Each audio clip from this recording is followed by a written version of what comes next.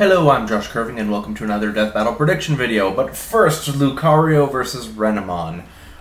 It went pretty much as I expected, though they did throw in a couple odd things with, mostly just not having several feats that they don't really need to include. I mean, the whole context of the fight was kind of weird and thrown out the window by the fact that they were kind of attributing several feats to a wild Lucario that wouldn't have them, but nor would a wild Renamon necessarily have the feats that Rika's did.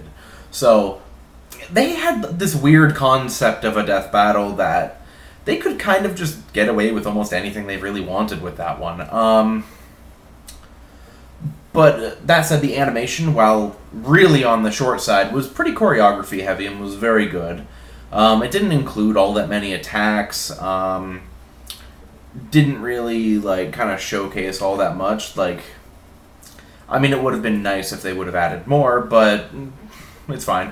It kind of came across as a bit filler-ish, almost, even though it was a really heavily, requested fight. And I'm not going to go into any of the, innuendos for that final blow, but I will say, goddamn, that was a brutal final blow. Choking down the thing and everything, grabbing for it, choking noises, that was pretty crazy. Really, though, besides that, I don't have too much to say. Oh, besides heal pulse. There's a big thing with whether or not heal pulse can be used on oneself, but there are a few times in the anime where heal pulse is actually used on oneself, notably during a fight with, I think it's Sawyer's Clawitzer. It does actually use heal pulse, and it's just like this ground-based energy that heals the Clawitzer. And I think in the Mystery Dungeon series as well, so they can kind of just pick and choose at that point. So now we have Balrog versus TJ combo. This is the Torrian fight that we've been waiting for, and color me kind of underwhelmed. I mean, I wanted, I know it's unfair of me to say, oh, I wanted something more, but it's been, 4 months without a Torrian fight. And then we finally get one, and it's a Street Fighter versus Killer Instinct fight, and it's okay, cool. And so I guess they're going to be going with, I'm hoping they do, a 3-round format kind of thing. They could. I'm just not too... I'm kind of tired of, Killer Instinct fights, because I'm not really all that interested in Killer Instinct as a franchise.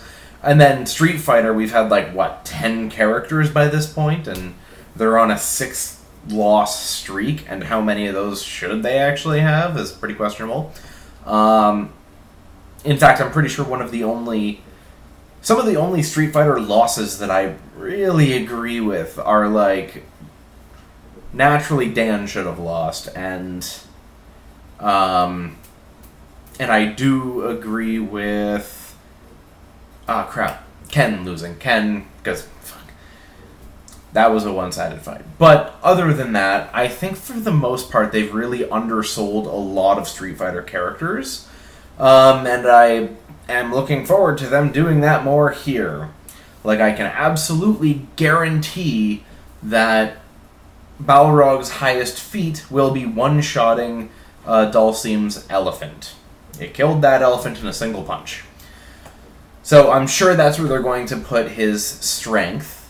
Though, what's actually his strength is about town level, because there was one time where he was at the absolute epicenter of Bison going nuclear, pretty much, and the feat has been calculated to about town level, just via the explosion itself. As well as the fact that characters like Chun-Li have also shown, a Kikoken that was, I think, multi-city block, if I recall. But that's about what they're going to show it as, is took out an elephant level. And then you have speed, which, again, a lot of people scale to really high speed feats in Street Fighter, including, for example, anything that Ryu actually has would kind of scale to Balrog, of all things, because Ryu was actually overwhelmed by Necalli in the Street Fighter V story. And interestingly enough, Balrog is one of the people who actually beat Necalli. I know quite a few people in Street Fighter V actually did beat Necalli. He wasn't too much of a threat beyond the first little bit. But that might be something that they look at that actually clinches a win out for him, is the fact that he did in fact beat Necalli. And also Fang, but who didn't beat Fang? Fang was terrible. And then we have TJ Combo. So, TJ Combo, he has beaten Riptor and Fulgore. That is it. Actually, he's beaten he's beaten a few Fulgores and a few Riptors. But that's not that impressive in all honesty. Both of them are pretty lacking for real feats and have no notable speed feats. So TJ Combo is kind of in this situation where it's just, hey, he has a super serum at this point. He doesn't even have his titanium implants anymore because he ripped them out himself. So it's pretty obvious who should win, but you can never really be all that sure when it comes to Screw Attack and Killer Instinct. I mean, they just screwed over Glacius of all characters, so you never know. I personally think Balrog kind of stomps, and from a raw choreography point of view, I'm sure this animation is going to be absolutely fantastic, but we could have had something else. I don't know, maybe it's that they didn't think that the sprites would mash, but they've never had that problem before.